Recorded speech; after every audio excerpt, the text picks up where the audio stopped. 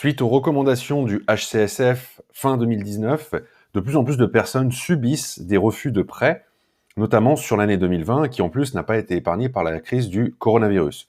Dans ce contexte, comment faire pour continuer à emprunter? Eh bien, c'est ce que je vous propose de voir dans ce podcast.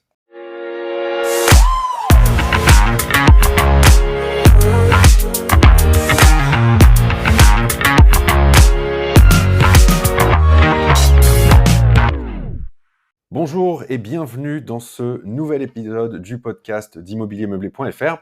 Donc, nous allons aujourd'hui parler des recommandations du HCSF. Donc, le HCSF, c'est le Haut Conseil de stabilité financière. C'est un peu l'autorité légale qui régule notre économie. Et le HCSF, fin 2019, a émis des recommandations à l'attention des banques et de tous les organismes de crédit, et notamment de crédit immobilier, visant à restreindre, à limiter l'accès au crédit qui avait été fortement développé en 2017, 2018 et même 2019. Et donc, les recommandations qui ont été émises par le HCSF sont les suivantes. C'était tout d'abord de limiter à 33% le taux d'endettement des ménages, de plafonner à 25 ans la durée d'emprunt immobilier, mais en incluant la période éventuelle de différé de remboursement.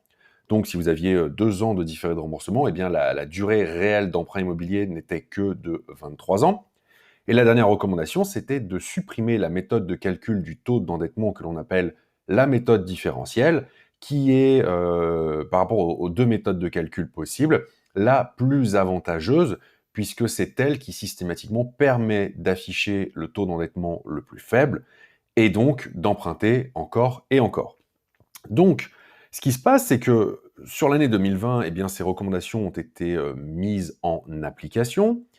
Et effectivement, il y a des emprunteurs qui ont eu des difficultés à obtenir un financement. Et j'ai donc un lecteur du blog, Franck, qui m'a interpellé en me disant « Écoute Julien, maintenant j'ai l'impression que ce n'est plus possible d'investir, enfin en tout cas d'emprunter encore et encore.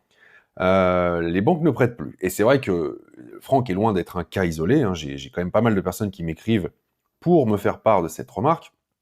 Et j'aimerais vous apporter quelques éléments de réponse aujourd'hui dans cet épisode. Pour moi, je vais être très cash, mais c'est clair, je pense et je suis convaincu que le fait que les banques ne prêtent plus est purement un mythe, une invention. Ce qui se passe en réalité, c'est que les banques sont aujourd'hui plus strictes qu'elles ne l'étaient par le passé. Ça, effectivement, c'est une réalité. Elles appliquent les recommandations du HCSF pour la plupart. Et en plus de ça, la crise du coronavirus en 2020 n'a pas facilité, n'a pas aidé les investisseurs, parce que les banques sont devenues du coup plus regardantes sur les situations professionnelles, hein, pour éviter un éventuel défaut de paiement. Et en plus de ça, elles ont dû accorder beaucoup de prêts garantis par l'État à différents corps de métier, différentes typologies de clients, ce qui fait qu'elles ont atteint leurs objectifs en matière d'octroi de crédit beaucoup plus rapidement que ce qu'elles pensaient en début d'année. Et donc, bien évidemment, les journaux mettent en avant la hausse des refus de prêts. Les personnes qui subissent un refus de prêt ont vite fait de faire un raccourci et de dire que les banques ne prêtent plus. Dans les faits, elles sont, je vous l'ai dit, plus strictes. Par exemple, avant, le financement à 110% était devenu un petit peu la norme. Aujourd'hui, c'est devenu une exception.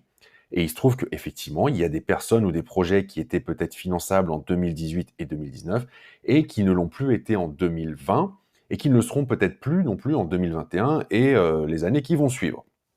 Pour autant, je reste convaincu que ce n'est pas la fin du financement et je vais même je vais vous dire pourquoi, je vais vous expliquer aussi, je vais vous donner quelques astuces pour continuer à emprunter. Le fait que les banques soient plus strictes est pour moi une excellente nouvelle et pas une mauvaise nouvelle. Ça veut simplement dire que en fait, les banques vont arrêter de financer les personnes qui vont se présenter avec des projets pas rentables, des projets qui vont être bancals. Ces personnes ne vont plus être financées. Donc les amateurs vont sortir du jeu. Par contre, les investisseurs sérieux et professionnels vont continuer à être finançables. C'est pour ça qu'il va falloir plus que jamais, même si ça fait des années que je le répète, arriver en rendez-vous bancaire avec un dossier qui est bien présenté et bien préparé. C'est-à-dire que vous ne pouvez pas arriver les mains dans les poches alors que vous venez pour demander un financement de plusieurs dizaines ou plusieurs centaines de milliers d'euros. C'est tout simplement impossible. Vous devez avoir un projet rentable, vous devez connaître vos chiffres clés sur le bout des doigts. En clair, votre conseiller bancaire doit voir que vous savez de quoi vous parlez. Ensuite, Il y a une excellente nouvelle qui vient, s'ajouter à tout ça et c'est aussi de ça dont je voulais vous parler dans ce podcast, c'est qu'en 2021 ou en tout cas à compter de début 2021, au moment où j'enregistre donc cet épisode, eh bien les conditions du HCSF, les recommandations ont été un petit peu assouplies et ça pour notre plus grand bonheur. Donc en fait, ce qui se passe, c'est qu'en 2021, à partir de 2021, le taux d'endettement, monte à 35 au lieu de 33. Donc ça peut paraître pas grand-chose dit comme ça, 2 points supplémentaires, mais il faut bien être conscient que c'est ce qui peut faire une différence énorme, et donc faire le gap entre le fait d'obtenir votre financement ou d'obtenir un refus de prêt. Deuxième grande nouveauté, c'est qu'on peut nouveau emprunter sur 25 années hors période de différé de remboursement. Donc si vous faites 25 années, d'emprunt plus 2 ans de différé, en fait vous êtes sur 27 ans. Et il faut savoir enfin que malgré tout, malgré toutes ces recommandations, les banques disposent d'une marge de manœuvre qui leur permet de passer outre ces recommandations. Donc jusqu'à présent, la marge de manœuvre, c'était 15% des dossiers. À partir du 1er janvier 2021, c'est désormais 20% des dossiers de financement. En d'autres termes, c'est plutôt une très bonne nouvelle parce que ça veut dire que vous avez quand même un dossier de financement sur 5 qui peut sortir des conditions, des recommandations du HCSF et quand même obtenir un financement. Donc nous, c'est souvent le cas en tant qu'investisseur, on est souvent un peu en dehors des clous, on est souvent à un taux d'endettement un peu élevé ou et cetera.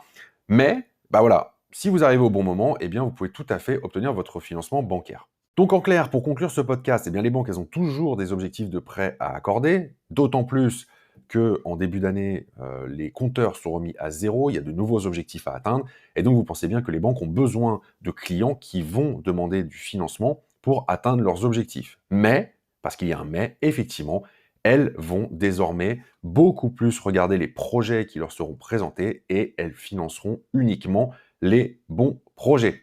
Voilà ce que je voulais partager avec vous dans cet épisode de podcast sur les recommandations du HCSF et les perspectives d'investissement pour 2021 et 2022. Si vous voulez aller plus loin, je vous invite grandement à télécharger gratuitement mon livre « Comment vivre de vos loyers sans multiplier les achats immobiliers ». Je vous mets le lien dans la description qui accompagne ce podcast. C'est cadeau, je vous l'offre. Dedans, je vous parle en fait de la stratégie investir et réussir que j'utilise et que des centaines de clients utilisent et qui vous permet avec un seul investissement immobilier eh bien, de vous générer l'équivalent d'un salaire de 1 500 €. Je ne vous en dis pas plus. Si cela vous intéresse, eh bien, allez voir le lien dans la description de ce podcast et téléchargez le e-book. Merci beaucoup d'avoir écouté ce podcast jusqu'au bout. Merci de votre fidélité et je vous dis à très bientôt pour un nouvel épisode.